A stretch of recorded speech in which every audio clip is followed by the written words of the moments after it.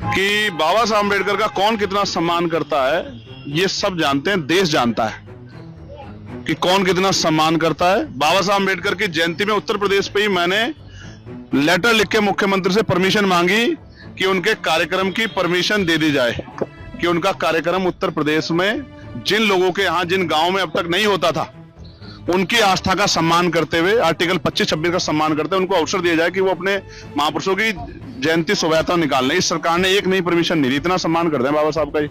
और इनकी सरकार में सबसे ज्यादा मूर्तियां टूटी है। 9 साल बाद अचानक क्यों आपको याद आई कि बाबा साहब की जयंती भी आपको मनानी? अब से पहले तो आप लोग सोए हुए थे, क्योंकि इस समय में आजाद समाज पार्टी एक बड़ा दल उत्तर प्रदेश में बनेगा, क्योंकि लोकसभा के समय 2024 में हमें अपनी मेहनत को सही तरह से दिखाने का मौका नहीं मिला, क्योंकि हम 2 ही सीटों पर चुनाव लड़े।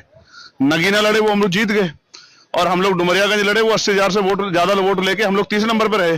लेकिन अब उत्तर प्रदेश में विधानसभा चुनाव 403 सीटों पर आजाद समाज पार्टी मजबूती से लड़ेगी। उसी के लिए कमर कसी है, जिसमें प्रमुख ये है कि आदरणीय बीपी मंडल जी को, वीपी सिंह जी को, मान्यवर काशीराम साहब को, मामना रामसु वर्मा जी को सरकार भारत रत्न दे उनके योगदान के लिए। और जो जितने बहुजन महापुरुष, चाहे संतराम बी ए प्रजापति हो, चाहे बाबू जगदेव प्रसाद हो, तमाम हमारे महापुरुषों को भारत रत्न मिलना चाहिए।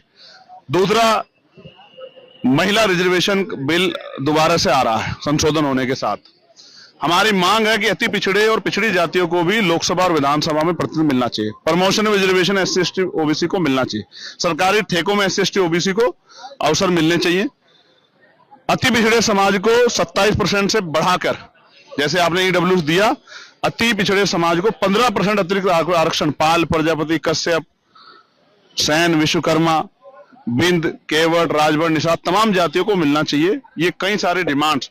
फेलोशिप, हर राज्य लगभग 5,000 बच्चों को, अति पिछड़े समाज के जो गरीब परिवार को, उनको विदेश पढ़ने भेजे कि वो आके देश की तरक्की में योगदान दे। तमाम जो है भूमि जो है वो आवंटन उन वर्गों को जो भूमि से जुड़े कार्य करते हैं, जिनको रोजगार मुहैया हो सके। तमाम उन विषयों पे हम लोगों ने बात रखी जो आज की बुनियादी जरूरत है। ओबीसी का कॉलम पिछड़े जाति का जनगणना में रखा जाए, जो कि डिमांड है लगातार। उम्मीद है कि जब कार्यकर्ता इस बात को लेके जाएंगे तो जन समर्थन बढ़ेगा और उसका फायदा आने वाले विधानसभा चुनाव में उत्तर प्रदेश में आजाद समाज पार्टी को मिलेगा। आजाद समाज पार्टी सामान्य सीटों पे भी दलित समाज के पढ़े लिखे लोगों को, नौजवानों को, और अति पिछड़ी जातियों को भी, जिन जातियों का कभी एमएलए नहीं बना, उन जातियों को भी टिकट देके मान्यवर काशीराम साहब के, जिसकी इतनी संख्या वाले उसकी रिश्तेदारी के फॉर्मूले को, कि सभी को प्रतिनिधित्व मिले, उनके उस फॉर्मूले को कामयाब करने का हम उत्तर प्रदेश में करेंगे। अब आप पूछें। महिला आरक्षण को लेकर के प्रधानमंत्री के सभी राजनीतिक दलों को लेटर लिखा और सहयोग करने की मांग की, आप उसको किस तरीके से